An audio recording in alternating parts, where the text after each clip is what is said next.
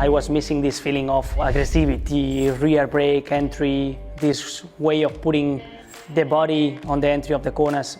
This bike fits to me, and I enjoy riding the bike.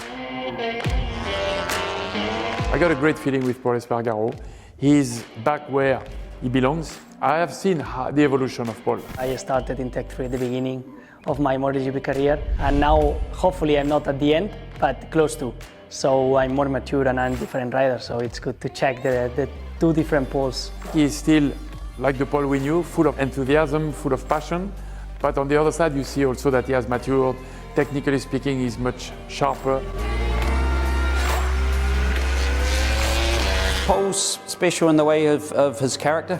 You know, he's a very super honest person. He's somebody who, what he thinks comes out the mouth. Sometimes this gets you in trouble, of course, but I really appreciate that. The other part is the human being. You know, he's a fantastic human being. How he treats people, how he respects the things around him and the stuff like that. There's something that, it's a human part that you either have or you do not have. Pol is still in the right window to be eventually on top of the world, so we expect him to do top 5 result quite regularly.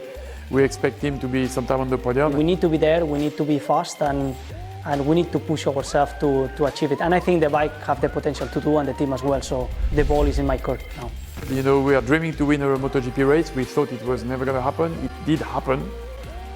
But now the next big dream is to give Pol Espargaró his first MotoGP victory together with us. That would be incredible for him.